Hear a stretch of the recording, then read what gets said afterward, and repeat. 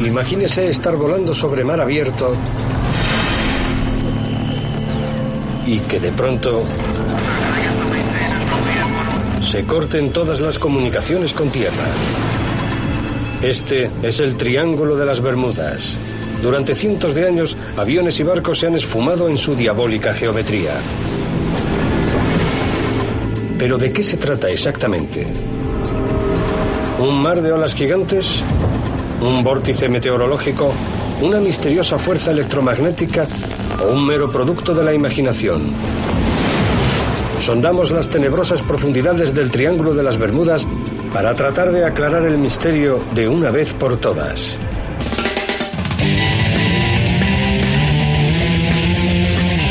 Revelaciones. El Triángulo de las Bermudas.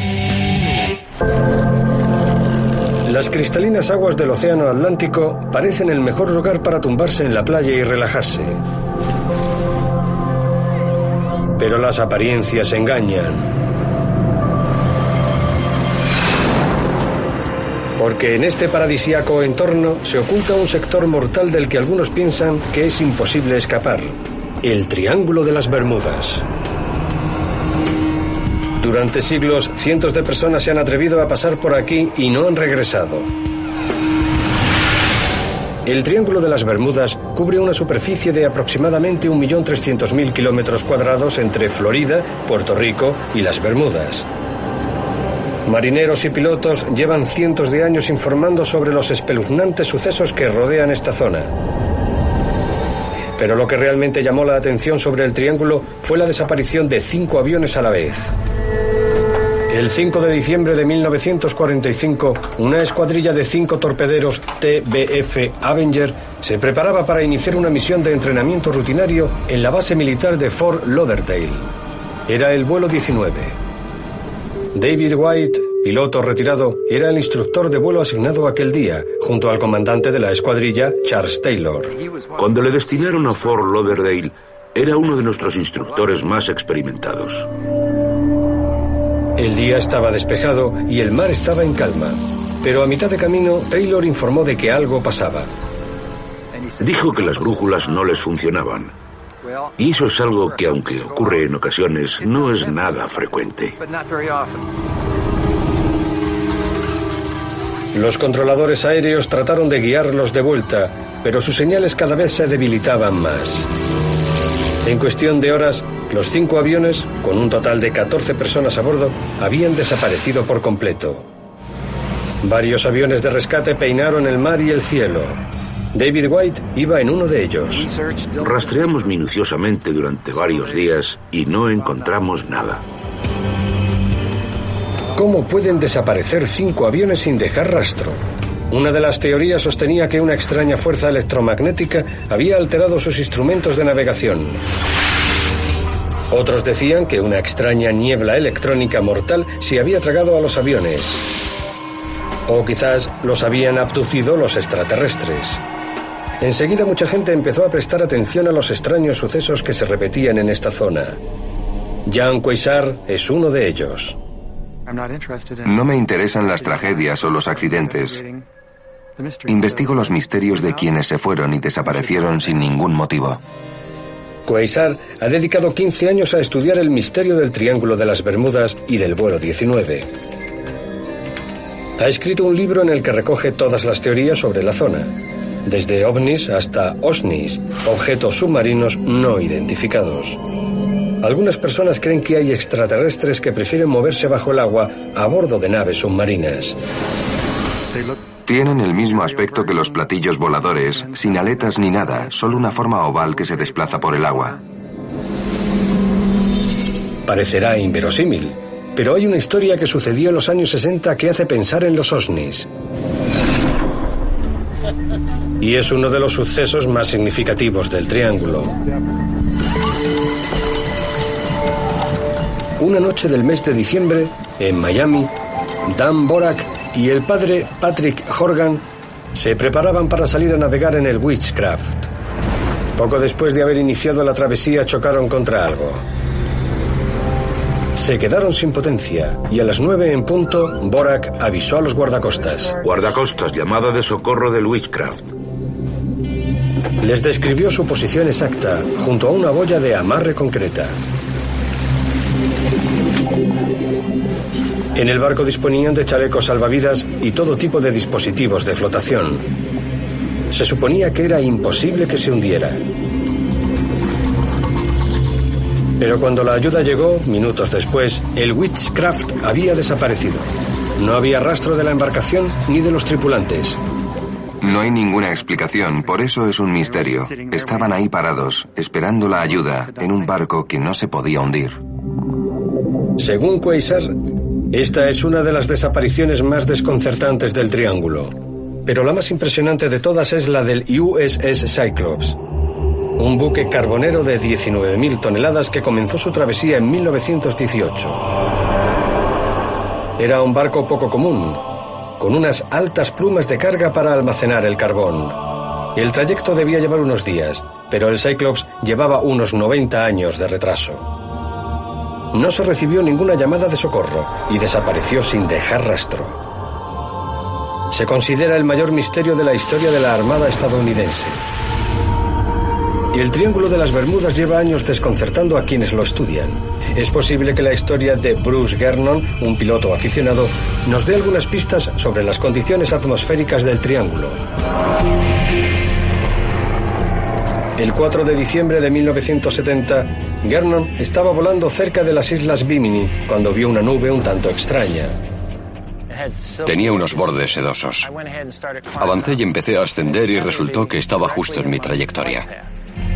Entró en la nube y en cuestión de minutos los instrumentos empezaron a volverse locos.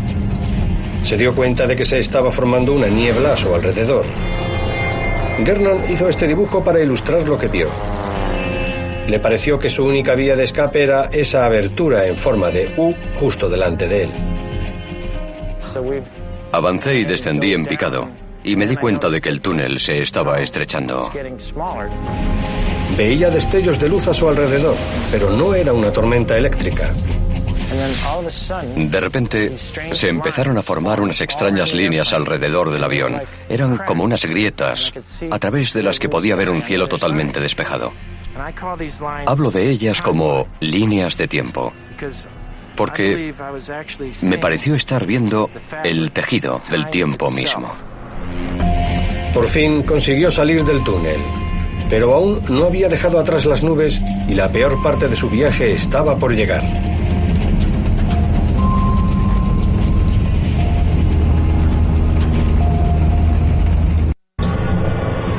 A miles de metros sobre el Triángulo de las Bermudas, Gernon había salido del túnel, pero seguía envuelto en lo que describe como una extraña niebla electrónica. Sus instrumentos de navegación seguían sin funcionar correctamente. Radar de Miami, solicito identificación por radar. Los controladores aéreos finalmente consiguieron localizarle y le dijeron que estaba cerca de Miami. Negativo, radar de Miami. Tengo que estar a al menos 130 kilómetros al este de Miami. Entonces vio tierra y se dio cuenta de que el personal del radar de Miami estaba en lo cierto. Había vuelto a Florida. Bruce cree que solo tardó 50 minutos en hacer un recorrido que le debería haber llevado 80. Había ganado 30 minutos en algún punto del triángulo. La historia de Bruce sobre la extraña niebla y el túnel del tiempo que vio en el Triángulo de las Bermudas ha intrigado a quienes creen en la existencia de este fenómeno en todo el mundo. La niebla es el resultado de una carga o un campo electromagnético que ha atrapado al avión y que procede de un fenómeno excepcional relacionado con las condiciones atmosféricas, con la humedad o con la propia presencia de un barco o un avión. Quasar cree que las respuestas al enigma de la niebla electrónica pueden encontrarse lejos del propio triángulo, a miles de kilómetros al norte, en Vancouver, en el laboratorio improvisado de un aficionado a la física, John Hutchison. Hace varias décadas, Hutchison empezó a experimentar en su casa con ondas de radio y corrientes de alto voltaje. Afirma que en 1979 dio con algo excepcional. Una serie de fenómenos que quienes siguen su trayectoria conocen como el efecto Hutchison. Se debe a las radiofrecuencias y a las frecuencias electrostáticas. Cuando las genero y las mezclo, empiezan a pasar cosas. Hutchison puede hacer que los objetos leviten y que el metal se funda sin una fuente de calor. Y todo ello con una corriente doméstica normal. Como es lógico, hay muchos escépticos al respecto.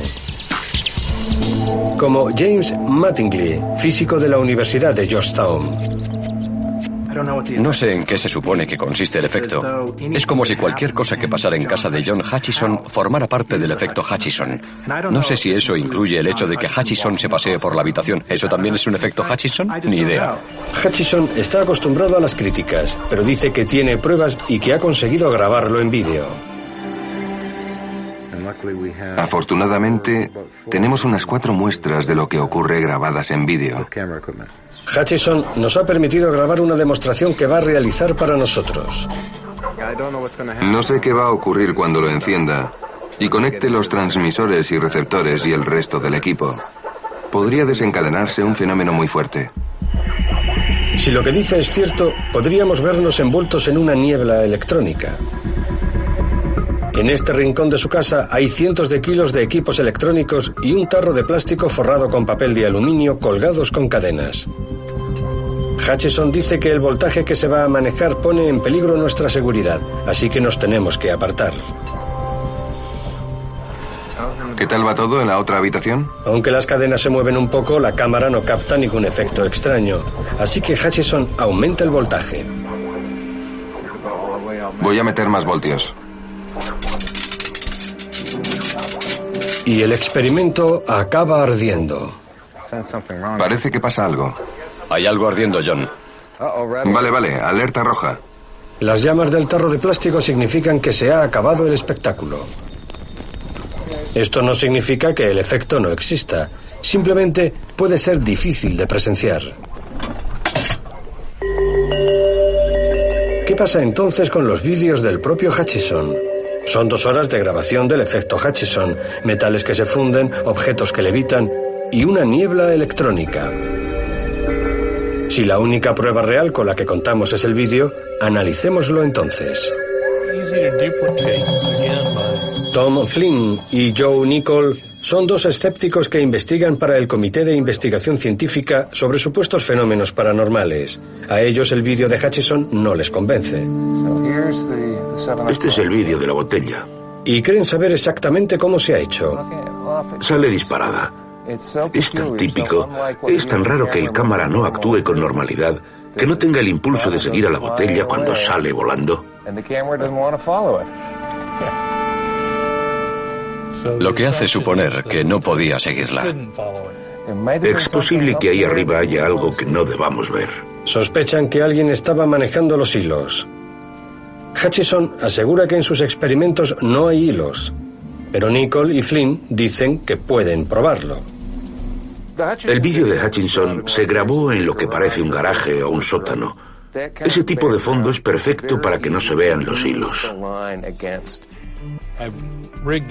He preparado la botella para poder manejarla. Está sujeta por abajo y por arriba con un sedal.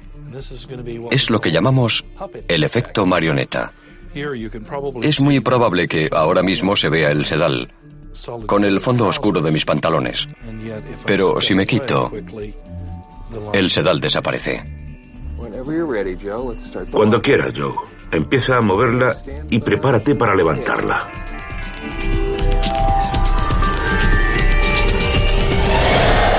Nichol y Flynn han recreado la levitación de la botella de Hutchison con un simple truco de magia. ¿Pero podrán imitar la niebla electrónica? Lo primero que hemos hecho ha sido reproducir el efecto de la luz de fondo, que, como podemos observar en la grabación original, es redonda, intensa y con un reflejo en el centro, igual que si fuera una bombilla normal.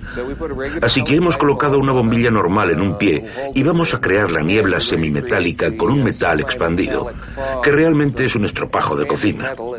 Y lo vamos a mover muy rápido y muy cerca de la lente para que esté desenfocado. Estamos proyectando mucha luz. Así que aparecen sombras y contrastes, y así es como se crea un efecto de zonas luminosas y zonas opacas, con una materia irreconocible delante de la lente. Y el resultado es muy parecido a la niebla electrónica. Nada de lo que el señor Hutchison ha hecho prueba nada. Tiene que demostrar su efecto ante científicos creíbles y en condiciones controladas, en las que los trucos estén descartados. ¿Es posible que esta niebla electrónica nos esté desorientando a nosotros y alejándonos de la auténtica respuesta?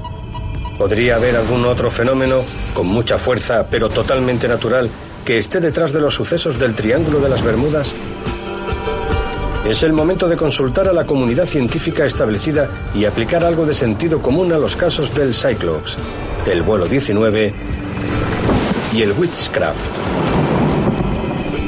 Las tres historias son trágicas, pero la del Witchcraft es particularmente desconcertante. Dos hombres emprendían un viaje de placer para ver las luces de la ciudad de Miami desde alta mar. De repente el barco chocó con algo y desapareció minutos después de que los tripulantes hubieran hecho una llamada de socorro con toda tranquilidad. Pero de hecho, nadie sabía dónde estaba exactamente la embarcación y el tiempo no ayudaba mucho. El escritor Larry Kush investigó los hechos que rodearon la desaparición del Witchcraft. No estaban situados exactamente donde dijeron estar, lo que lo habría convertido en un hecho aún más misterioso. No se encontró nada, y aquella noche había una fuerte tormenta. Pero los guardacostas llegaron a los 19 minutos de la llamada de socorro. ¿Cómo podía haber desaparecido el barco por completo tan rápidamente? Nunca se encontró ni rastro de un barco que supuestamente no se podía hundir. Se puede recurrir a la teoría de que un ovni o un OSNI abdujeran la embarcación para revestirlo de misterio. Pero lo cierto es que es difícil encontrar a quienes se pierden en el mar, incluso con unas condiciones favorables. Jim Noe lleva 13 años trabajando como experto en salvamento en los guardacostas de Miami.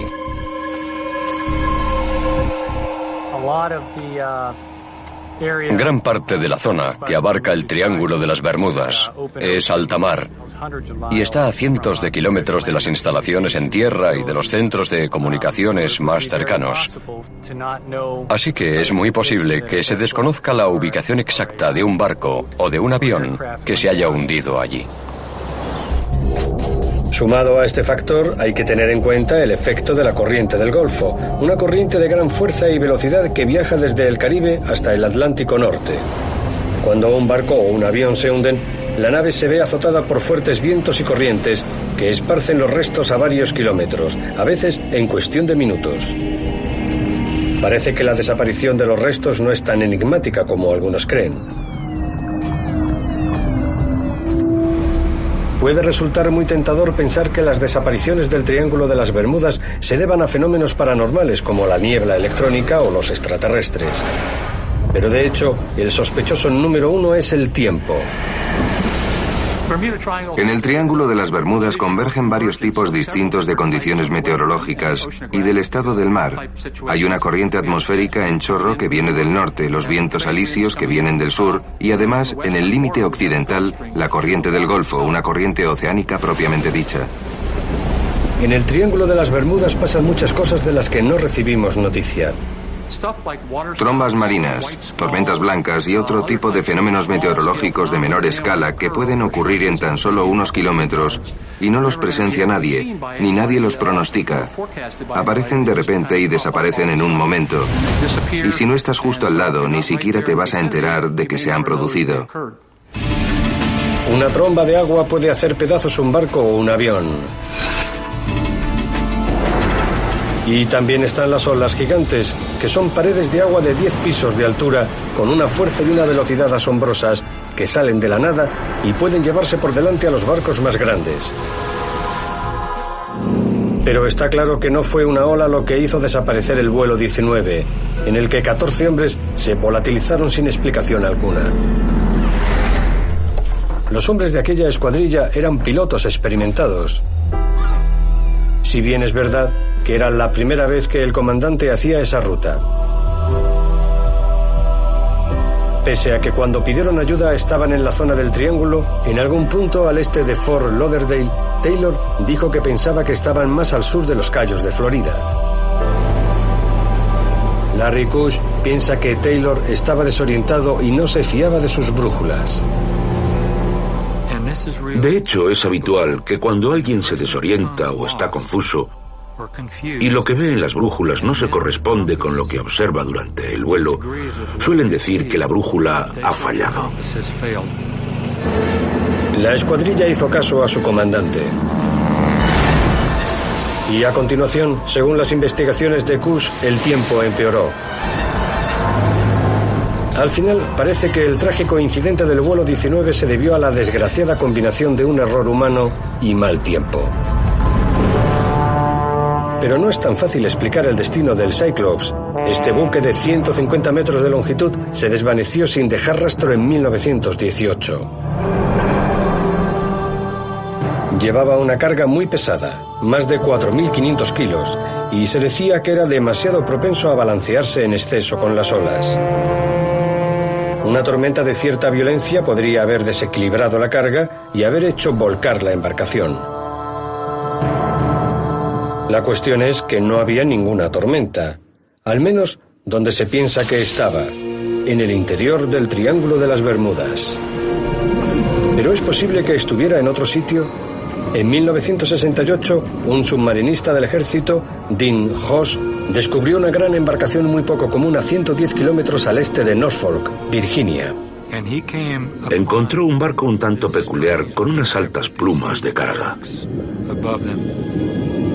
Años después, vio una fotografía del Cyclops y supo que era el mismo barco.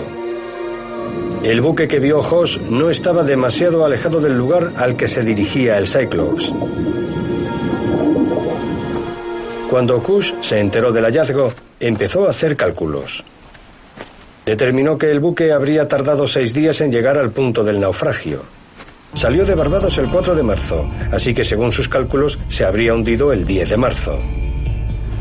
Revisé los datos de archivo sobre las condiciones meteorológicas y descubrí que había habido una gran tormenta en ese momento que afectó a gran parte de la costa este. Hubo varios barcos que sufrieron daños graves. De nuevo, el tiempo parece haber sido el culpable. Es posible que nunca sepamos con certeza lo que les ocurrió al Cyclops, al Witchcraft y al vuelo 19, pero al reflexionar sobre estos misterios hay un hecho que es importante señalar. Estadísticamente hablando, el Triángulo de las Bermudas no es más peligroso que cualquier otra ruta en la que se producen fenómenos meteorológicos de cierta consideración. El mal tiempo solo es un problema si te pilla en medio. Porque con el gran número de barcos y aviones que circulan por ahí, lo normal es que tarde o temprano la probabilidad de que uno de esos barcos o aviones entre en una zona afectada por un fenómeno meteorológico adverso aumenta. Pero aunque podamos explicar muchas de las desapariciones en el Triángulo de las Bermudas, puede que el caso no esté cerrado. ¿Realmente existe una fuerza desconocida y siniestra que causa estragos en el Triángulo de las Bermudas? ¿O todos los misterios que rodean ese lugar se deben simplemente al mal tiempo y la mala suerte?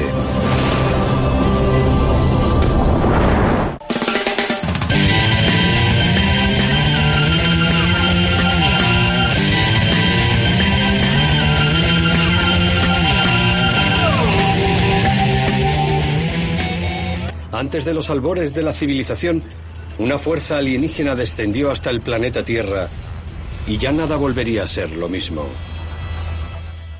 Crearon seres humanos para que fuesen esclavos y sirvientes de los dioses.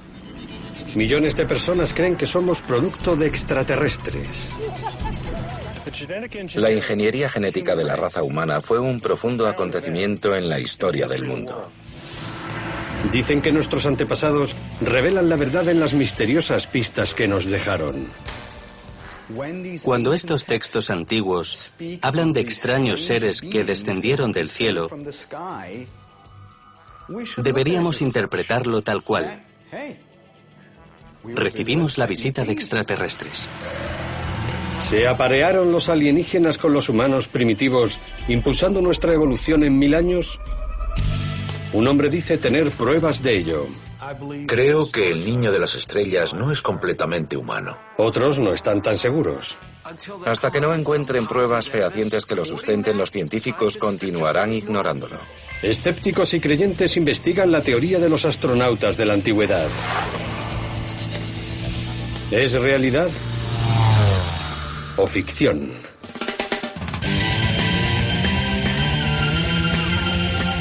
Revelaciones. Astronautas del pasado. Hace miles de años, los humanos se apiñaban en torno a sus sencillas hogueras, viviendo sus simples vidas.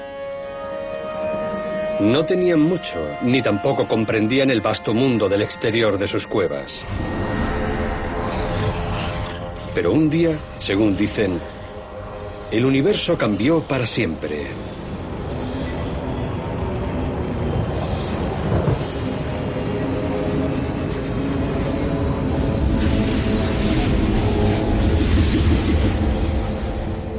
Ese día, llegaron hasta la Tierra extraterrestres con la intención de establecer contacto con nuestros primitivos antepasados.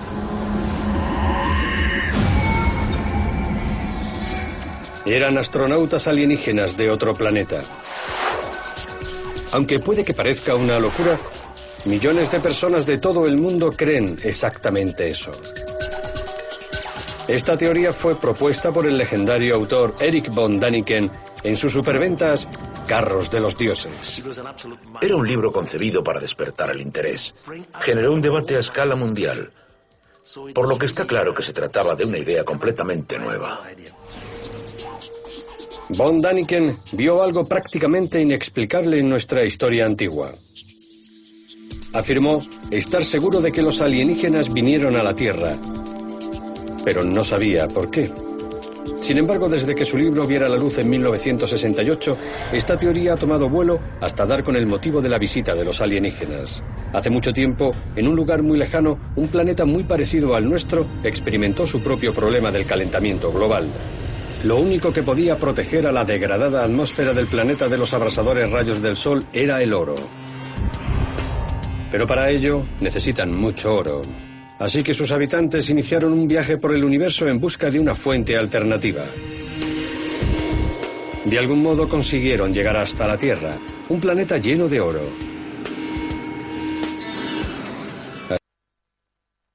Y convertirnos en esclavos que extrajeran para ellos nuestro oro.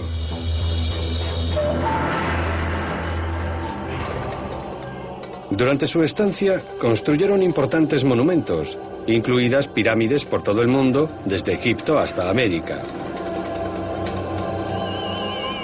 Utilizaron estos monumentos para surcar las estrellas y como plataformas de aterrizaje para sus naves espaciales. Puede que tuviesen un aspecto parecido al nuestro o puede que no. No obstante, parece ser que nuestros visitantes nos enseñaron mucho acerca de nuevas tecnologías. Georgios Tsoukalos es un protegido de Erich von Däniken que está difundiendo la teoría de los astronautas de la antigüedad a una nueva generación. Desde un punto de vista tecnológico, éramos todavía primitivos y ellos nos dieron un leve impulso en la dirección correcta. Nos enseñaron matemáticas, astronomía, agricultura, entre otras cosas.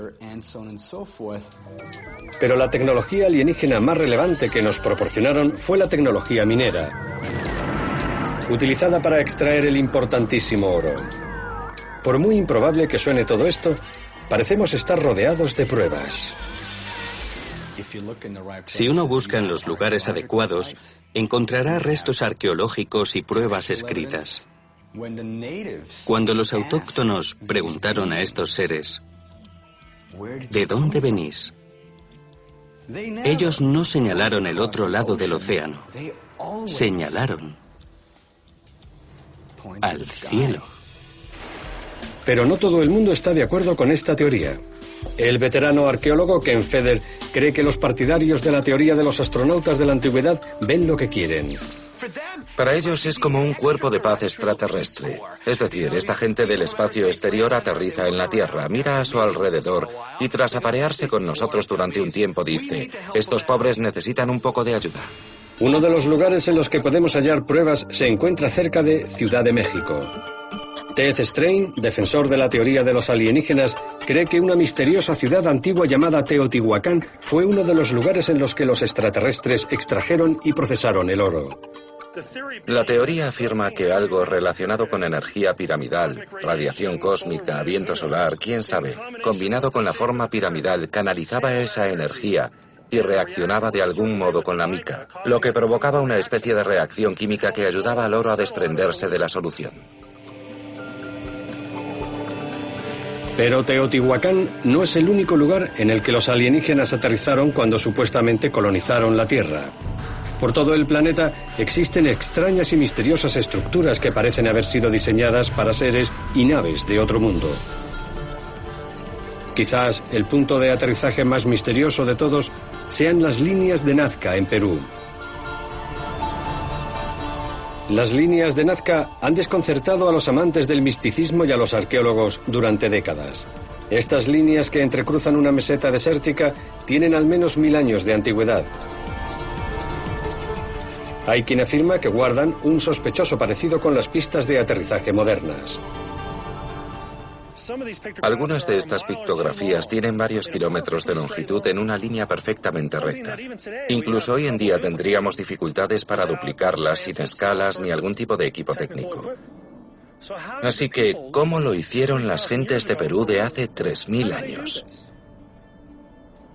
No tiene explicación. Pero hay algo aún más asombroso sobre las líneas de Nazca, algo que solo puede verse desde lo alto.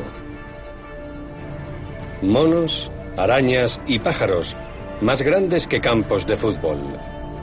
¿Cómo pudo hacer esto una civilización antigua sin la ayuda de equipos mecánicos, aviones o incluso naves espaciales? Podrían haber tenido a alguien subido en un globo, un avión, una nave espacial o una nave antigravitatoria que les indicara dónde dibujar las líneas.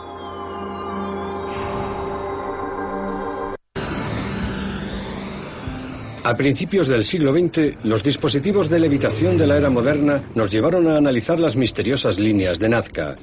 Algunos comenzaron a preguntarse si habría sido posible realizar estos asombrosos geoglifos sin las indicaciones de algo o alguien desde lo alto. Otros especularon sobre que puede que fuésemos nosotros mismos quienes los hiciéramos después de que los alienígenas nos abandonaran para regresar a su hogar astral. Los dioses se fueron y la gente que se quedó, que había tenido contacto con ellos, quería que volvieran. Así que dibujaron imágenes en el suelo para decirles: estamos aquí. Si volvéis, estamos aquí. Aterrizad aquí. El misterio de cómo llegamos a la Tierra es una parte importante de la teoría de los alienígenas. La corriente científica dominante está de acuerdo en que los humanos evolucionaron de un antepasado que compartimos con otros primates. Pero el Homo sapiens lleva habitando la Tierra durante más de 100.000 años y los expertos llevan tiempo preguntándose qué desencadenó el súbito auge de la civilización hace tan solo 6.000 años. Este eslabón perdido fue una intervención extraterrestre en nuestros genes. Porque hay una cosa absolutamente clara. Tuvo que producirse un salto espectacular para que pasáramos de vivir en cuevas a, de repente, empezar a construir pirámides. Los partidarios de la teoría extraterrestre afirman que el desencadenante de la civilización humana vino del espacio interplanetario. Los alienígenas llegaron, fecundaron a nuestras mujeres y despegaron. Es lo que yo llamo la hipótesis de los astronautas cachondos. Esto es, los astronautas llegan a la Tierra y ¿qué es lo primero que hacen? Salen a buscar hembras con las que aparearse para producir la siguiente fase de la evolución. Entonces la Tierra se gana esta reputación de planeta fiestero. Así que los alienígenas siguen volviendo para aparearse con sus hijos y producir nuestra siguiente generación. Y al final estamos nosotros, el producto de todo este experimento reproductivo. Algunos defensores de la teoría de los alienígenas afirman ahora que la historia de nuestra creación no fue tan romántica. Sugieren que lo que realmente tuvo lugar fue una manipulación genética. El relato más antiguo sobre la creación habla de dioses sumerios creando humanos mediante tubos, tarros y arcilla. Si uno suscribe la teoría de los astronautas, los dioses que llevan a cabo esta creación no son realmente dioses, sino alienígenas. Ya fuésemos creados mediante apareamiento o usando arcilla, una pregunta sigue sin tener respuesta. ¿Por qué? Los extraterrestres no se mancharon las manos. Contaban con una obediente mano de obra aquí en la Tierra que los adoraba como dioses. Necesitaban una mano de obra. Los astronautas de la antigüedad habían venido por un motivo: extraer oro. Y no solo tenían gente trabajando en las minas, sino también criando animales y cultivando cosechas. Eran básicamente sirvientes de los dioses. Hay un cráneo que puede que tenga algo que contarnos. Tienen 900 años y fue encontrado en México por una adolescente hace 70 años. Entró y vio un esqueleto tumbado boca arriba. Apartó la tierra con las manos y descubrió un esqueleto que yacía en un agujero. Y según dijo, era deforme. Desde aquel día, el cráneo ha cambiado de manos al menos en 2 ocasiones. En la actualidad, a Ray y Melanie Young les gusta considerarse los padres del cráneo. Tenía una amiga que trabajaba conmigo y su marido lo había heredado de la mujer que lo encontró. Debido a mi experiencia como enfermera con recién nacidos, me pidió que lo observara. Al principio me enseñó una fotografía que era de esta parte de la cara. La miré y pensé que no tenía ni idea de qué era. Deseosos de averiguar de una vez por todas cuál era su historia, recurrieron al gurú alternativo Lloyd Pye para que lo analizara. No teníamos ninguna duda de que era la persona que tenía que hacerse cargo. Una de las primeras cosas que hizo Lloyd fue averiguar la edad del cráneo. Para ello se lo llevó a un laboratorio de Miami. Mediante datación radiocarbónica descubrió que tenía 900 años. Después, los científicos analizaron el hueso del cráneo con un microscopio y se quedaron atónitos al hallar un extraño residuo rojo y fibras resistentes poco comunes dentro del hueso. Presenta 2 grandes anomalías. Se trata de anomalías que ni nosotros ni cualquier otra persona a la que hemos llevado el material, micólogos, etc., habíamos visto antes. Lloyd cree que este cráneo no es al 100% de este mundo. Sostiene que probablemente pertenece al descendiente de un ser humano y un extraterrestre, al que han llamado Niño de las Estrellas. Puede que para los simples mortales resulte difícil comprender las especulaciones sobre si fueron los alienígenas quienes crearon a los humanos y quienes facilitaron nuestros principales logros de la antigüedad. Quizás la ciencia pueda desarrollar una teoría al respecto o bien echarla abajo. Estamos excavando a gran profundidad para analizar capas antiguas del suelo. Si existen pruebas físicas de la existencia de extraterrestres, nosotros seremos quienes las encontremos. ¿Hay oro en las ruinas de Teotihuacán? Y aún más importante, ¿existe alguna prueba de que los alienígenas construyeran este lugar para procesar nuestro oro? La arqueóloga Kim Goldsmith lleva 24 años estudiando las ruinas de Teotihuacán. Para empezar, no había oro ni aquí ni en ningún otro lugar de la región. En tiempos de Teotihuacán no había minas de oro ni extrajeron oro de ningún lado. Entonces, ¿qué hay de la teoría de que Teotihuacán era una plataforma de aterrizaje extraterrestre? Pongámoslo así. Estos extraterrestres son capaces de cruzar el espacio interestelar y necesitan divisar el punto de aterrizaje. ¿No poseen algún tipo de GPS?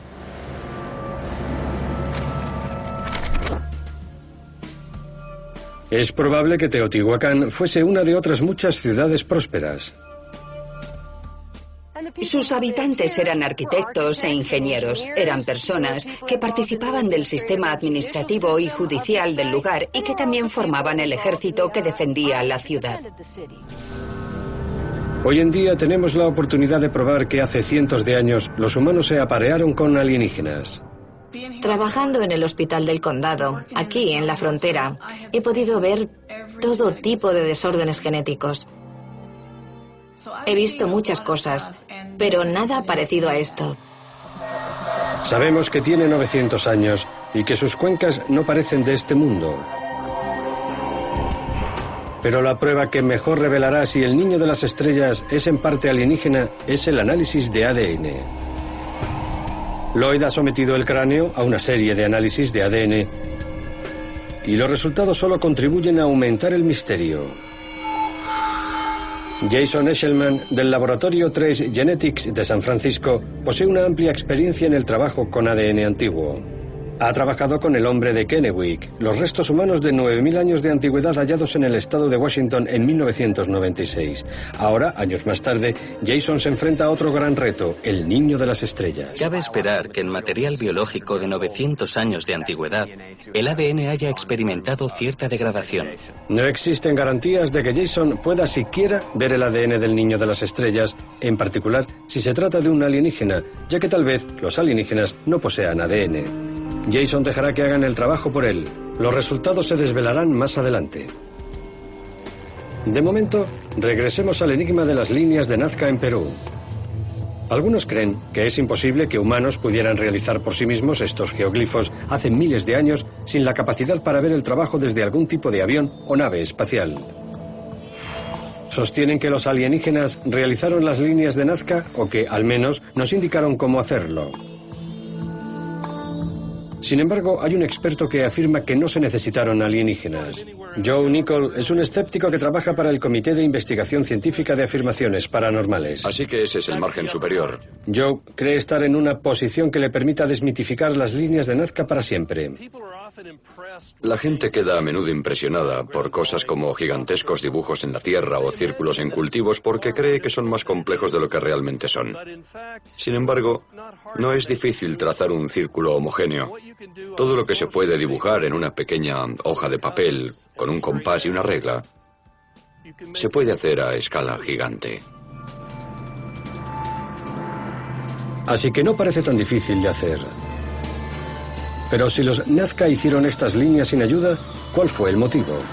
Algunos creyentes sostienen que tras la partida de los alienígenas, los Nazca, anhelando su retorno, dibujaron las líneas para atraerlos de vuelta a la Tierra.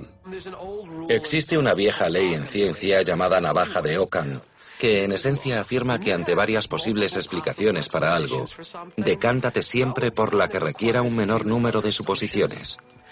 Esta será con la que deberemos quedarnos hasta que pruebas físicas directas indiquen que es errónea y otra es correcta. Hasta entonces, quedémonos con la más sencilla. Lo cierto es que existen numerosas explicaciones más sencillas. La teoría de Joe Nickell nos devuelve a los dioses. Las líneas en las que se ha retirado la gravilla hasta llegar al suelo se utilizaban como figuras procesionales, como laberintos. Algunas presentan incluso curvas innecesarias, quizás para captar el poder de las imágenes. Muchos de los dibujos de Nazca tienen un elemento en común: líneas que se prolongan fuera del diseño propiamente dicho, como esta, que forma prácticamente una entrada hasta el cuerpo del colibrí. La conclusión de Nickell es que las gentes que trazaron estas líneas las atravesaban como parte de un rito sagrado. Entre otras muchas cosas que pudieran ser, las líneas de Nazca eran senderos ceremoniales. No tengo duda alguna. Pero aún queda la cuestión del niño de las estrellas. ¿Podría este cráneo de 900 años de antigüedad ser la prueba de que hace cientos, miles de años, los humanos se aparearon con alienígenas? En San Francisco, Jason Eshelman está intentando extraer el ADN del niño de las estrellas. Tras varios intentos, Jason consigue extraer ADN mitocondrial, el tipo más común, en un espécimen tan antiguo. Pero esta clase de ADN solo puede revelar la madre del niño de las estrellas. Era un tipo de ADN bastante común en la región en la que se halló, es decir, el sudoeste de los Estados Unidos. El ADN del niño de las estrellas revela que su madre era humana. Si buscas ADN humano en algo que tiene forma humanoide, uno espera encontrar este tipo de ADN. A menos que Lloyd pueda examinar con éxito el ADN nuclear del niño de las estrellas, no tendrá modo alguno de saber quién es el padre. Cuando se examine su ADN nuclear, se demostrará que no es 100% humano. No todo el mundo está de acuerdo con que sea importante averiguar quién es el padre. No puedo apreciar ninguna característica especial en este cráneo. Es simplemente una anomalía de la variación humana que ya hemos visto antes. Bill Rodríguez ha visto numerosos cráneos en su carrera como antropólogo forense. Incluso llegó a examinar al Niño de las Estrellas ya en 1999. El rostro del Niño de las Estrellas es bastante raro, especialmente sus cuencas. ¿Podría haber sobrevivido un humano con estos ojos? Aunque son poco profundas, vemos restos de las áreas de la parte posterior de las órbitas que permiten al nervio óptico proporcionar visión. El diseño de este cráneo simplemente ha provocado que las órbitas tengan esa forma. Sin embargo, el Niño de las Estrellas presenta otros muchos rasgos extraños, uno de los cuales es su deforme cabeza. En opinión de Lloyd, la propia forma del cráneo demuestra que no puede ser completamente humano. La respuesta parece ser que sus genes le indicaron que creciera de esta manera y que se hiciera todo lo necesario para acomodar estos importantes cambios que sencillamente no se ven en seres humanos. Sin embargo, Bill Rodríguez tiene un molde de un cráneo normal cuya forma no se aleja de la del Niño de las Estrellas. Hemos visto muchas veces en niños pequeños una expansión de los parietales. Aquí es donde los parietales sobresalen un poco a cada lado. Se trata de algo anormal, pero si lo observamos desde la parte posterior sin ver el área facial frontal, se asemeja bastante al perfil que observamos en el Niño de las Estrellas. Así que depende del ojo de quien lo mire. Sin pruebas concluyentes, las leyendas y los artefactos de hace miles de años seguirán siendo objeto de interpretación. La única manera de refutar la teoría de los astronautas de la antigüedad es que aparezcan los extraterrestres y digan: nunca antes habíamos estado aquí. Esa es buena, ¿eh? Puede que sea posible que los extraterrestres formen parte integral de nuestra cultura e incluso de nuestro ADN. O puede que esta idea pertenezca al ámbito de lo fantástico.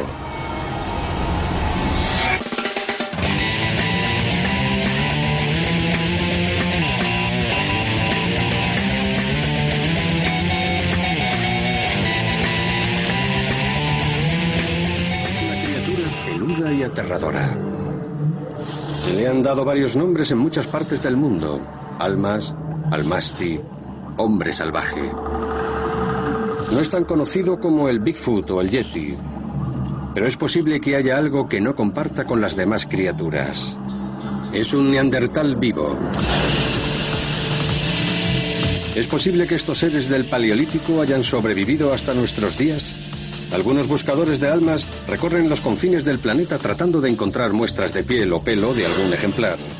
Muchos testigos están convencidos de que el almas existe. Examinamos las pruebas con expertos en el hombre de Neandertal y con quienes creen en él mientras nos lanzamos a la búsqueda de esta reliquia del pasado. El último Neandertal vivo.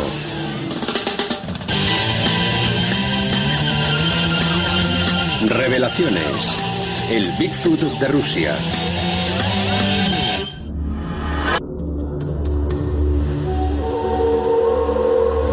Las montañas de Mongolia Occidental y de la parte rusa del Cáucaso podrían ser el hogar de una reliquia sin comparación. Una criatura viva que ha resistido el paso del tiempo. Los habitantes de la región del Cáucaso lo conocen como Almasti y los mongoles como Almas. También se le ha llamado el hombre de los bosques o el hombre salvaje. Muchos creen que podría ser un hombre de Neandertal que ha sobrevivido. Se trataría de un ejemplar perteneciente a una pequeña población de neandertales que ha ido perpetuándose durante generaciones. Y quienes creen en la existencia de almas dicen tener pruebas que demuestran que esta criatura está viva todavía. Huesos, muestras de pelo y huellas. Los libros de texto datan la extinción del hombre de Neandertal hace unos 30.000 años. Pero ¿y si no hubiera sido así? ¿Y si no hubieran desaparecido por completo?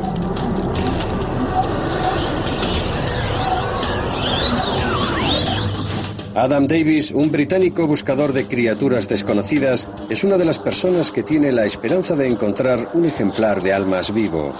Es investigador judicial de profesión, pero dedica su tiempo libre a viajar en busca de críptidos, especies desconocidas. Mi principal motivación es conseguir pruebas científicas, porque creo que muchas de estas criaturas corren el riesgo de extinguirse antes de que se demuestre su existencia.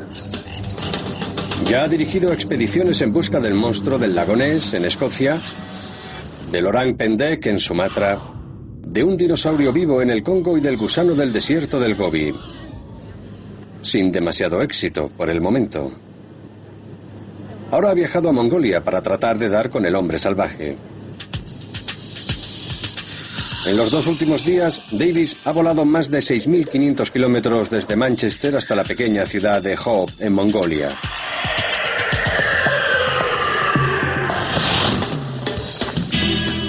Adam irá acompañado por su amigo Bilge, que será el guía del viaje. Ambos parten hacia la estepa para comenzar su búsqueda, decididos a encontrarlo. Mucha gente pensará, ¿por qué se molesta? ¿Para qué hace todo eso? Pues porque creo que hay zonas remotas del planeta en las que viven criaturas excepcionales que están en grave peligro de extinción.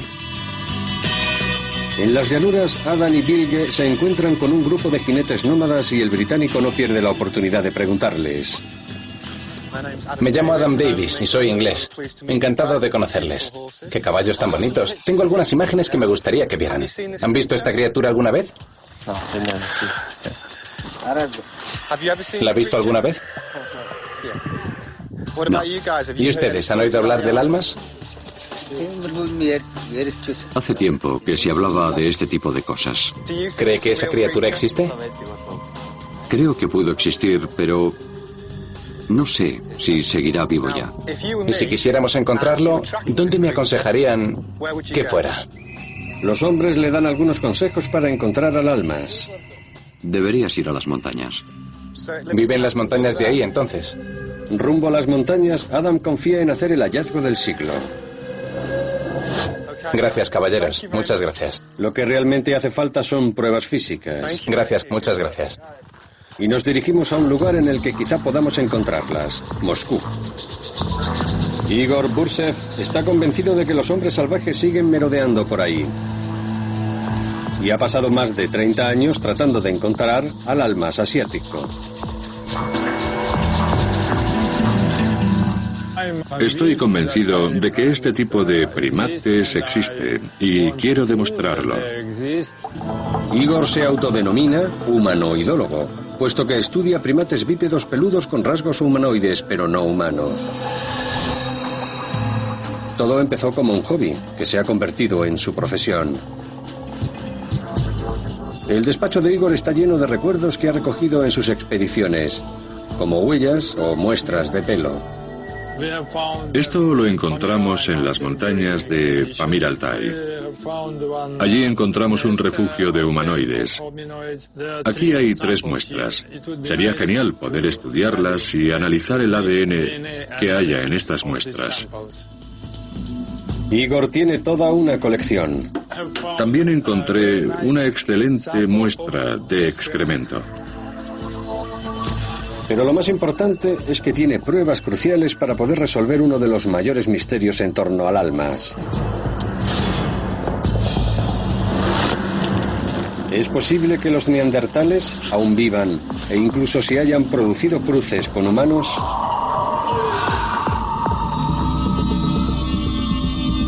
El primer esqueleto del hombre de Neandertal que se descubrió apareció en el valle de Neander, en Alemania, en 1856.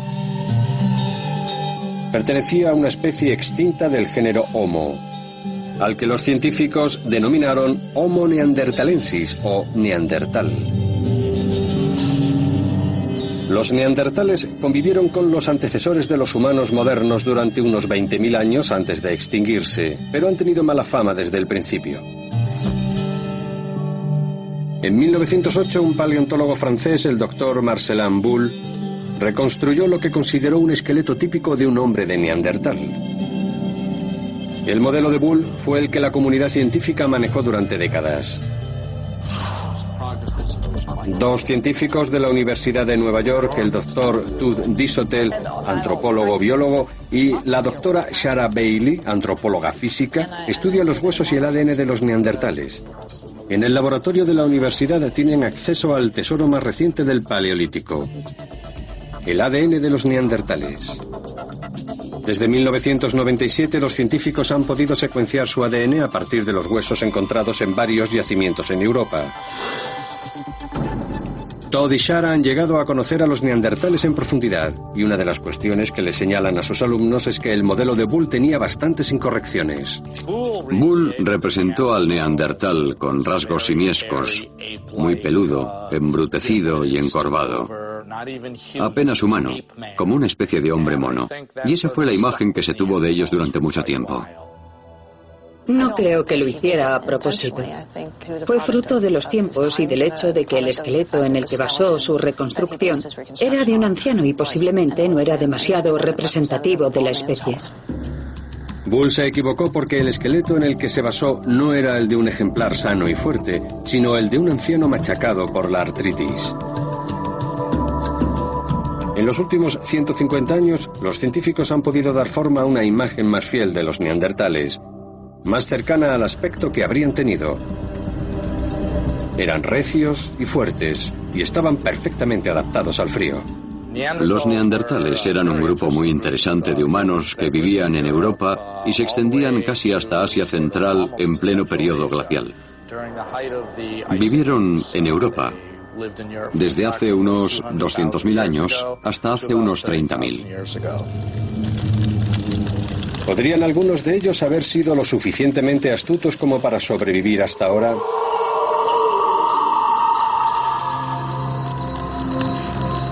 En Mongolia, las historias sobre el almas se remontan al pasado y su eco llega hasta nuestros días. Pero encontrar pruebas de su existencia es algo muy distinto. ¿Tienes una piel de almas aquí? Ha dicho que no. ¿Has oído alguna historia sobre el almas? Un pariente mío lo vio y dijo que era grande y peludo. Puede que Adam no haya encontrado una piel de almas, pero ha dado con un indicio casi igual de importante, un testigo. ¿Dejó el almas algo a su paso? Sí, huellas. Pies de los dedos largos. ¿Tenía la postura de un animal o la de un ser humano? La de una persona. Estaba erguido como un ser humano. Lo vi así, de pie, durante 2 o 3 segundos. Luego se inclinó así y desapareció muy rápido. Asegura que la criatura estaba erguida, con la espalda en posición vertical, como una persona. ¿Podría ser un hombre de Neandertal? Vamos a intentar encontrar más pruebas para averiguarlo. Mientras tanto, volvemos al Instituto de Humanoideología, donde Igor conserva la mejor prueba física que se ha encontrado para tratar de probar la existencia del almas. Estos cráneos tienen una historia increíble. Podrían estar relacionados con los neandertales, y entre sí. Se cree que uno de ellos corresponde a una mujer llamada Sana. Su historia es uno de los casos más famosos y que más debate ha suscitado sobre el almas.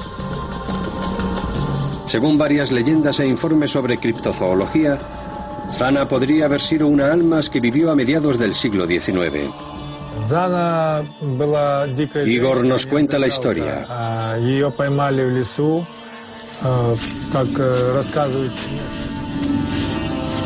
En 1850, en algún lugar al sur de Rusia, unos cazadores se toparon con una criatura en el bosque, una mujer extraña y peluda. La atraparon con una red y la llevaron al pueblo de Tina para darle la bienvenida más apropiada en aquellos tiempos para una mujer salvaje, meterla en una jaula.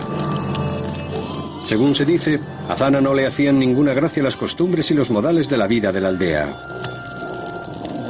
Con el tiempo, trataron de que desempeñara tareas sencillas, pero no conseguía pasar de las habilidades más básicas. No obstante, se rumorea que hubo algunos aldeanos menos escrupulosos para relacionarse con ella y tuvo varios hijos. Kuit fue uno de ellos. Igor está convencido de que Zana puede ser un ejemplar auténtico de Neandertal, lo que convertiría a Kuit en un híbrido, un cruce entre un Neandertal y un humano. La manera de averiguarlo es hacer un análisis de ADN. El laboratorio de la Universidad de Nueva York resolverá el misterio. El doctor Todd Dishotel comparará el ADN de Kuit y Zana con el ADN de los neandertales. Y la doctora Shara Bailey examinará minuciosamente ambos cráneos, fijándose en detalles que el análisis de ADN no cubre. Igor quiere evitar enviar los frágiles cráneos al otro lado del Atlántico. Así que ha ideado un plan alternativo para que Todd y Shara puedan recibir la información que necesitan. Igor se dirige a una clínica. En primer lugar, hacen un TAC de los cráneos, con el que Shara tendrá imágenes de 360 grados de ambas piezas.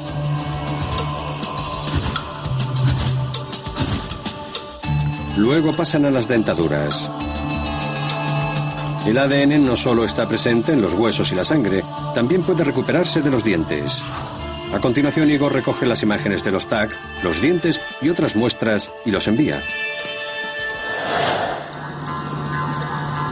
Mientras tanto, en Mongolia luce un sol radiante sobre un valle ocupado por varias familias nómadas. Adam Davis prosigue su búsqueda del almas, recabando pistas de casa en casa. Un extranjero en estos lugares tan remotos es casi tan extraño como el propio Almas. ¿Qué pensaría si uno de estos pasase por delante de su yurta? Me sorprendería.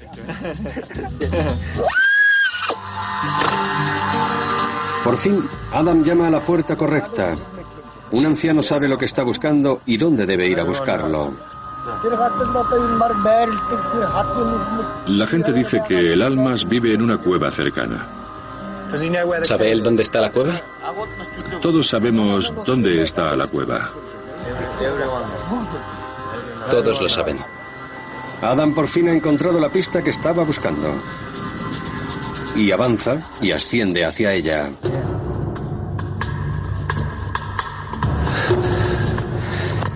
La supuesta cueva del Almas está en la cima de esta montaña.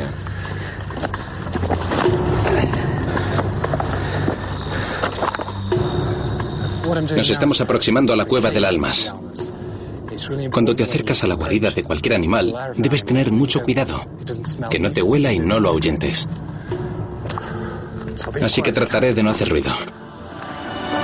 Pese a los posibles peligros que puede suponer, Adam y Bilge entran en la cueva. Este lugar podría albergar el santo grial de Adam. En este lugar hay muchos sitios en los que un Almas podría esconderse. Aquí podría vivir una familia entera. Mira ahí, hay un agujero enorme. A saber a dónde va a parar. Sí, podrían meterse en todas esas pequeñas cuevas de ahí. Lo que está claro es que nos han oído acercarnos y ahora no van a salir. Lo que tenemos que hacer es atraerlos para que salgan con un trozo de carne que he traído y colocar una cámara con un sensor de movimiento. Adam pone su plan en marcha. Si nos apostamos ahí abajo para la vigilancia, no nos verán desde aquí. Pero nosotros sí podemos ver la entrada de la cueva para ver si algo entra o sale. A continuación, Adam y Bilge colocan la cámara con la esperanza de que capte la imagen de un Almas en acción. Creo que la voy a poner aquí. Lleva un sensor de movimiento. Dame eso. El sensor enciende y apaga la cámara. La cámara está lista, pero el trabajo de Adam aún no ha terminado. Cuenta con que los Almas no sean vegetarianos. Bien, voy a utilizar carne cruda en lugar de zanahorias, porque los nómadas me dijeron que es lo que suele comer el Almas. Así que esperamos que tengan hambre y pueda verlo desde el puesto de vigilancia, e incluso hacerle una fotografía. Crucemos los dedos. Cae la noche y comienza la segunda fase del plan de Adam, la vigilancia. Después de algunas horas, no hay rastro del Almas, pero aún queda mucha noche. El equipo se prepara para una larga noche de guardia.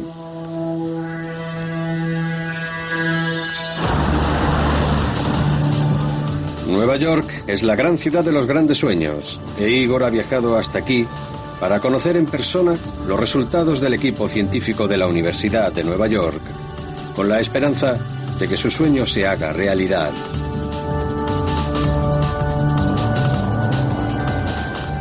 ¿Son los orígenes neandertales de Zana y Quit realidad o ficción? Mientras tanto, en Mongolia, Adam y Bilge han pasado la noche sin novedad. La cámara es su última esperanza. Ambos repasan la cinta con impaciencia, sin encontrar lo que buscaban. Mira, Bilge, hay un vegetariano en Mongolia. Ese pájaro ha pasado al lado de la carne sin mirarla. Bueno, el resultado no es nada alentador. No es del todo decepcionante, porque tengo un pajarito precioso. Un raro ejemplar de ave de Mongolia paseándose por la cueva tras toda una noche de vigilancia. Qué impresionado estoy. Y encima, he dejado aquí un pedazo de filete como cebo para el almas, que era mi cena para hoy. Al final, no han encontrado a un almas en la cueva. Pero Adam no se rinde. Esta cueva puede no haber sido la indicada. Pero hay otras muchas en la que buscar. De vuelta al laboratorio de la universidad, Todd y Shara ya tienen los resultados. Shara ha examinado las imágenes de los TAC y ha sacado algunas conclusiones sobre las formas de los cráneos de Quit y Zana. Si observas el perfil del cráneo de Quit, es casi más moderno que el de este humano moderno de la derecha. Así que no hay ningún rasgo de correspondencia entre los neandertales de la izquierda y Quit. Con Zana, la hipótesis es que fuera un ejemplar superviviente de los neandertales, por lo que debería parecerse más a este neandertal de la izquierda que a este humano moderno de la derecha. Pero si lo examinas, lo cierto es que es casi idéntico al del cráneo del ejemplar de humano moderno. Por ejemplo, fijémonos en el perfil de la parte inferior del cráneo, sobre todo en la parte en la que se curva hacia adentro. En estos TAC no hay pruebas de que Zana sea una neandertal. Pero aunque el cráneo de Zana sea humano, su mandíbula sí tiene unas características algo extrañas. Es una chica un poco rara. Esta barbilla tan prominente sí es un poco simiesca. ¿Y a qué podría deberse que tuviera un aspecto y un comportamiento tan extraño? A partir de los rasgos del cráneo, Shara solo puede especular al respecto. Me inclino a pensar que padeciera algún tipo de síndrome que influyera en sus rasgos faciales y que le causara algún tipo de deficiencia mental. Es posible que en lugar de ser una mujer salvaje que vivía en las montañas, fuera una niña con una enfermedad a la que sus congéneres apartaron de su sociedad primero y después la encerraron y la maltrataron. Pero son los resultados de ADN que Todd ha obtenido los que terminan de disipar las dudas sobre Quit y Zana y sus posibles orígenes neandertales. Acabamos de obtener los resultados del secuenciador de ADN, así que ya puedo comentártelos. ¡Qué bien! Las muestras de pelo eran casi inservibles, pero de los 3 dientes sí hemos podido extraer buenas muestras de ADN. Los resultados indican que el ADN que hemos obtenido a partir de los dientes de Zana y Quit coincide con ADN humano, lo que para mí deja muy claro que ambos eran humanos modernos, no neandertales, ni siquiera híbridos, cruces entre humanos y neandertales, sino especímenes completa y absolutamente humanos. Pero también hay buenas noticias para Igor. Lo que sí hemos comprobado, sin embargo, es que el tipo de ADN coincide, así que, en efecto, Zana podría ser la madre de Quit. Ahora es el turno de Shara. Observé que el cráneo de Zana tenía algo raro. Como me dijiste, tenía una barbilla prominente, un prognatismo muy marcado con la barbilla muy adelantada. También tenía unas órbitas oculares muy grandes. Pero en general no he visto nada de particular que me haga pensar que podría ser neandertal. Llevo 30 años esperando a poder analizar estos cráneos y vosotros por fin lo habéis hecho. Muchas gracias. El caso está cerrado, pero el día no ha acabado aún. Salud. Salud. Todd y Shara colaboran con iniciativas como las de Igor y Adam. Esto es vodka auténtico. ¿Verdad que sí? Pero después de todo, son científicos. No obstante, Igor y otros convencidos de la existencia del alma no se rinden y están dispuestos a encontrarlo. Porque conozco los lugares en los que estuvieron, estoy dispuesto a encontrarme con ellos con buena voluntad y una actitud amable. Y estoy seguro de que me entenderán. Creo que es muy importante que encontremos al Almas, porque está en una zona muy remota de Mongolia. Y si no lo encontramos pronto, podría extinguirse. Y si eso ocurre, habremos perdido una parte muy importante de nuestro patrimonio. Pero Todd y Shara no se van a dejar convencer tan fácilmente. Si los neandertales aún vivieran, encontraríamos huesos suyos. Muchos huesos. No creo que vayan a encontrar un neandertal vivito y coleando, pero sí pueden encontrar algo que sea igual de importante y útil para la ciencia.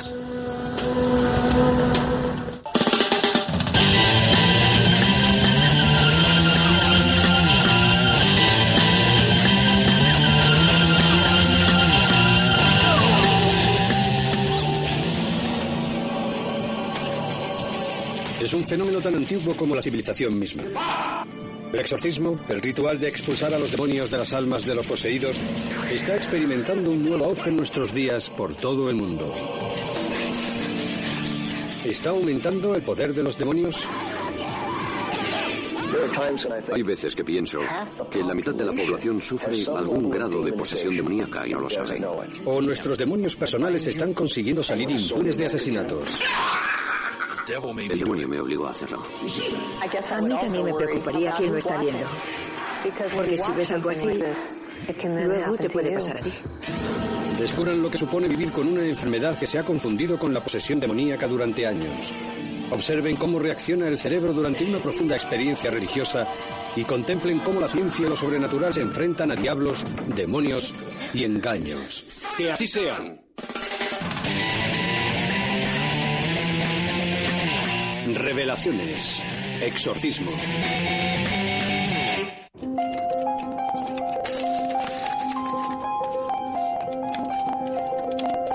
Hace algunos años, pero no demasiados, el demonio parecía estar pasado de moda. Un concepto algo chocante, muy lejos de ser un ente malvado que se entromete en las vidas de las personas. La idea de que Satanás pudiera entablar una especie de combate cuerpo a cuerpo con el alma de una persona sonaba a algo totalmente medieval. Eso fue antes de que una película titulada El Exorcista centrara su atención en un antiguo ritual católico y aterrorizara a toda una generación. La gente que veía El Exorcista empezaba a sentir náuseas también y a temblar e incluso vomitaba y se sentía mal. Solo con ver la película empezaban a pensar que ellos también podían estar poseídos. Empezaron a llegar avisos continuamente. La gente visitaba a los sacerdotes porque pensaba que podía estar poseída. La repercusión de la película en el imaginario colectivo fue enorme, desencadenando una infinidad de imitaciones y avivando una obsesión creciente por el satanismo. Hoy en día, el exorcismo está en plena forma y sigue prosperando en Roma. En una escuela del Vaticano, la prestigiosa Universidad Pontificia de Roma, los alumnos pueden asistir al nuevo curso de 2 meses sobre exorcismo. Algunos de ellos quieren convertirse en soldados que combatan en la Guerra Santa contra el mal, expulsando a los demonios que poseen a la gente. Entre los profesores más reputados se encuentra el padre Gabriel Nani, exorcista. La palabra latina para posesión significa sitio, asedio, una ciudad rodeada por un ejército. La persona sería la ciudad, y el centro de la ciudad, la voluntad o el alma de la persona. Los demonios parecen destruir sistemáticamente todas las defensas de esa persona y controlan su voluntad. El antiguo ritual católico y la versión anglicana, de la que vemos una grabación de la década de los 70, apenas han cambiado desde la Edad Media. El sacerdote o el pastor le pide al espíritu maligno que abandone el cuerpo en el nombre de Jesucristo. Pero no interactúa con el demonio de ninguna otra forma. Te desafío en nombre del Señor. Algo muy diferente a esto. Esta es la casa del Señor. Es propiedad del Señor. Son los fieles del Señor. No tienes derecho a estar aquí. Deja a esta gente en paz. Bienvenidos a uno de los multitudinarios seminarios sobre exorcismo de Bob Larson. Lo suyo es enfrentarse con el diablo cara a cara. Vamos a luchar contra el rechazo, el abandono. Larson es una figura polémica incluso entre los cristianos de los movimientos carismáticos y lleva 30 años practicando exorcismos. Una pareja, un amigo, un padre, un familiar que no se haya preocupado por vosotros como debería. Voy a enfrentarme a ti por lo que le has hecho a este hombre. Hay veces que pienso que la mitad de la población sufre algún grado de posesión demoníaca y no lo sabe. Estamos protegidos por el pacto de sangre original. ¿Me oyes, Satanás? Esta noche Larson está realizando un seminario en Pasadena, California. De demonios alimentándose de las debilidades humanas y acechando tras los ojos de los abatidos, los afligidos, los iracundos y los desorientados. La verdad es que a veces los demonios sois un poco torpes y os delatáis. Ahora sabemos que hay un espíritu maligno del que tenemos que deshacernos. La mayoría de los demonios se manifiestan a través del sufrimiento humano. Hay demonios asesinos, de ira, rechazo, furia y venganza. Las personas entierran sus instintos más profundos, no los sacan y ahí empieza a crecer y crecer. Jezabel, no tienes agallas para mirar a un hombre, Dios, mírame. No quiero mirarte. Mírame. No quiero mirarte. Abre los ojos, te lo ordeno en nombre de Cristo. Lo importante en un exorcismo no es que la gente cree por las películas. No se trata de llegar a echar un poco de agua bendita, sacar un crucifijo y gritar ¡fuera! Hay que llegar a esta parte herida y furiosa de la persona y ayudarle a resolver ese problema para que el demonio ya no tenga dónde agarrarse. Jezabel, ella no te quiere. Vete, te lo estoy pidiendo. Vamos, díselo. Decidle a estas cosas dónde se pueden ir. ¡Fuera, fuera, fuera! ¡Fuera! ¡Fuera! ¡Fuera! ¡Fuera! ¡Fuera! ¡Fuera! ¡Fuera! ¡Fuera! ¡Fuera! No voy por ahí hablando con los demonios. Los interrogo cuando estoy practicando un exorcismo. Yo no hablaría con uno fuera de ese momento. Pero cuando estás haciendo un exorcismo, hay un punto en el que dejas hablar para obtener la información que necesitas para conseguir exorcizarlo. Los últimos 30 años, Larson asegura haber exorcizado más de 6.000 demonios. ¡Sal ahora mismo en el nombre de Dios! ¡Suéltala! Imparte una media de más de 20 seminarios al mes y ha dado conferencias en 80 países. Salid. Demonios, salid.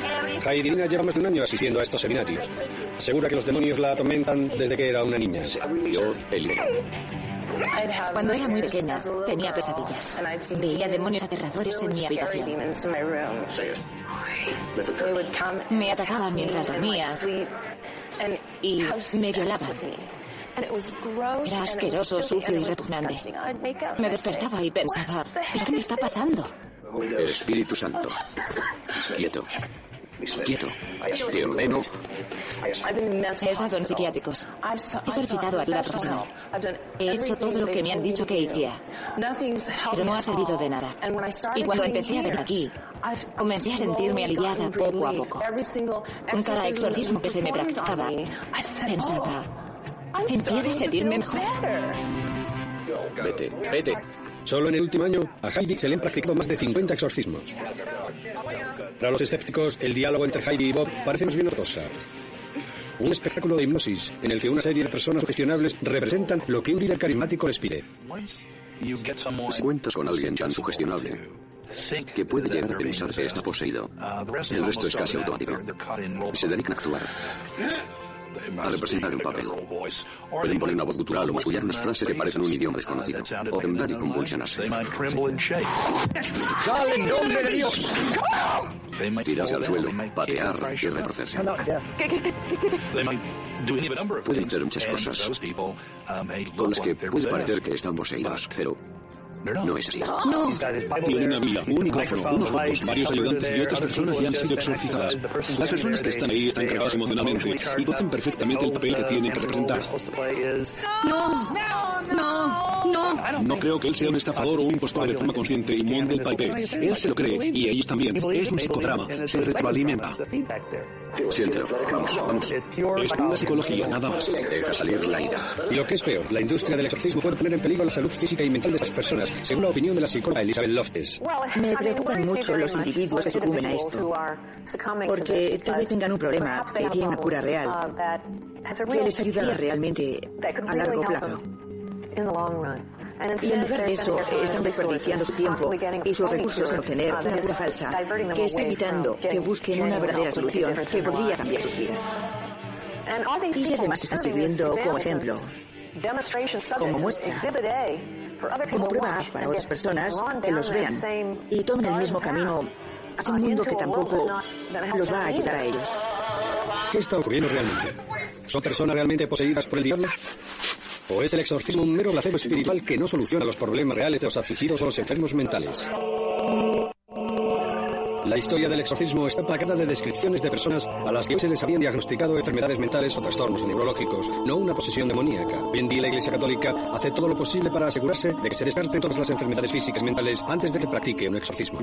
Si la enfermedad no es espiritual o demoníaca, un exorcismo no la curará. Por otro lado, si los síntomas físicos psiquiátricos desaparecen tras el exorcismo, queda claro que el causante era un demonio. La distinción está ahí, existe. Lo importante es no confundir las dos cosas. Antiguamente, uno de los trastornos que más se confundían con la posesión era el síndrome de Tourette, que no se ha identificado como una alteración cerebral hasta el último siglo. El síndrome de Tourette es un trastorno neurológico caracterizado por una serie de tics, movimientos y sonidos vocales involuntarios y repentinos que se producen repetidamente. El síndrome de Tourette se confundía antiguamente con la posesión demoníaca, y pienso que las razones de estos comportamientos parecen estar completamente separados y ser totalmente diferente de la personalidad actual del paciente. Y también el hecho de que son ataques repentinos, aparecen cuando menos te lo esperas, sin previo aviso. Y esos dos factores hacen que parezca que la persona tiene otra personalidad, o que hay un ente que está actuando en su lugar. Es posible que el primer documento en el que se hace referencia al Tourette date de 1489. El diagnóstico fue una posesión demoníaca y el tratamiento recomendado un exorcismo. A otras personas con el síndrome se las tomó por brujas. Se ha comentado que durante los juicios de Salem, algunos de los niños que tenían comportamientos extraños podrían padecer síndrome de Tourette. Se decía que sufrían convulsiones, tenían tics y soltaban chillidos. También cuentan que una de las niñas se metió en una chimenea encendida y en esos pacientes puede surgir el impulso de autolesionarse. ¿Qué les ocurre realmente a Noel y a otras personas que padecen Tourette? Tenemos algunas pistas sobre los mecanismos del cerebro a los que puede estar asociado, pero realmente no sabemos por qué una persona tiene el síndrome y otra no, en lo que a la función cerebral se refiere. Pero parece como si los mecanismos habituales de control social se interrumpiesen momentáneamente sin que la persona quiera. Para las personas con Tourette, la pérdida de los mecanismos propios del control social es involuntaria y bate directamente el cerebro. La posesión, como sugieren los escépticos, puede ser una pérdida de control completamente voluntaria, pero también deja señales en el cerebro. En la Universidad de Pensilvania, en Filadelfia, el doctor Andrew Newburgh emplea técnicas de diagnóstico neuronal por imagen para ver cómo las experiencias religiosas afectan al cerebro. Lo que intentamos ver es cómo las distintas prácticas religiosas o espirituales, como la meditación o la oración, alteran lo que está pasando en el cerebro de esa persona mientras lo practica. Hoy, Newburgh está tomando imágenes del cerebro de Ramona Hill, que se ha convertido al pentecostalismo. ¿Es música gospel? Sí. En el punto más álgido de su éxtasis religioso, Ramona habla en lenguas desconocidas. Ella y el resto de los fieles creen que es una especie de posesión, en el que el Espíritu Santo habla a través de una persona. Para Newburgh, que ha estudiado experiencias de todo tipo, desde los monjes tibetanos meditando a las monjas católicas orando en éxtasis, es una oportunidad para comprobar cómo todas ellas afectan al cerebro. A Ramón se le introduce un pequeño catéter intravenoso en el brazo, a través del cual el doctor inyectará un marcador radiactivo. Este marcador llegará al cerebro y le permitirá obtener instantáneas de las partes que están activas. Una vez que se ha hecho un escáner de referencia, Ramona puede empezar su ritual y hablar en lenguas desconocidas. Los estudios del Dr. Newburgh con técnicas de diagnóstico por imagen muestran que algunos episodios espirituales intensos alteran el lóbulo parietal superior, que controla la orientación en el tiempo y el espacio. Durante la meditación o la oración, la información sensorial que llega a esta zona se bloquea. Eso es, en efecto, lo que le ocurre a Ramona. Cuando observamos este fenómeno de hablar en lenguas desconocidas, una de las cosas que vemos es que se trata de un acto ritual. Se pierde el sentido de uno mismo. En cierta medida, el espíritu divino se apodera de la identidad. Así que para el individuo no es una experiencia completamente diferente a una posesión, en el sentido de que pierde el sentido de sí mismo y se siente invadido o dominado por algo o alguien. Newburgh todavía no ha estudiado a ninguna persona supuestamente poseída por un demonio, pero sospecha que es muy probable que la experiencia sumamente ritualizada y rítmica de exorcismo provoque alteraciones similares en el cerebro. Con todo ese bombardeo sensorial se produce una alienación en la que la persona pierde el sentimiento de su identidad y se desconecta o se disocia de su personalidad habitual o de su forma de pensar. Esa estimulación rítmica produce una reacción que la lleva a un estado paralelo de conciencia. Si observamos a personas en este estado, parece que estuviesen poseídas por algo. Los tengo en mis manos. Tengo a toda la nación en mis manos. Así que la experiencia de la posesión puede parecer real, aunque los demonios no lo sean. Voy a ir a por el demonio, por lo que hizo con mi vida. El exorcismo puede parecer una forma inofensiva de ayuda, pero algunos psicólogos aseguran que hay muchos motivos para preocuparse. Dicen que puede desencadenar enfermedades mentales e incluso matar. Bullason insiste en que en los miles de exorcismos que ha practicado solo se han producido algunos cardenales o arañazos. Pero en las últimas décadas, los exorcismos han causado un alarmante número de heridas y muertes. Aparentemente porque se tiene la idea de que se puede expulsar a los demonios mediante la tortura. Se dice que ha habido exorcistas que han sacado los ojos e introducido crucifijos por la nariz o las gargantas de los poseídos. Los han golpeado, metido en hornos, estrangulado y asfixiado, con el supuesto objetivo de librarse de los demonios. Si repaso mentalmente las 3 décadas que llevo practicando exorcismos, miles y miles y miles de ellos, nunca he visto que a nadie se le hayan producido heridas irreversibles. Es cierto que a veces tenemos que sujetar a una persona y en ese momento puede hacerse arañazos o cardenales mientras la soltamos para que no se haga daño a sí misma. Es lo más que puede pasar, algo temporal, pero nunca daños permanentes porque sencillamente no lo consentiríamos. Es extremadamente raro que se produzcan muertes en los exorcismos, pero los psicólogos y los médicos insisten en que hay otro tipo de heridas mucho más profundas, las psicógicas. La doctora Elizabeth Loftus es una psicóloga cognitiva especializada en recuerdos falsos. Estudio tras estudio ha conseguido algo increíble, que algunas personas recuerden experiencias que nunca han tenido y por lo tanto estén convencidas de cosas sobre sí mismas que no son ciertas. Éramos un grupo de psicólogos que queríamos ir más allá, ver si se podía introducir un recuerdo totalmente falso. Éramos una forma de hacer creer a la gente que cuando tenía unos 6 años se perdió en un centro comercial. Estaba asustado, llorando. Lo que hicimos fue decirles que habíamos hablado con su madre, su padre o sus hermanos y habíamos descubierto que de pequeño le había pasado algo y queríamos ver lo que podía recordar acerca del incidente. En el estudio comprobamos que aproximadamente una cuarta parte de las personas del estudio, adultos normales, se dejó llevar por la sugestión y empezó a recordar todo o parte de esa experiencia inventada de haberse perdido en un centro comercial. En otro estudio en el que colaboré, queríamos ver si podíamos crear un recuerdo o una creencia en algo bastante inverosímil. Así que hicimos que creyeran que habían presenciado una posesión demoníaca cuando eran niños.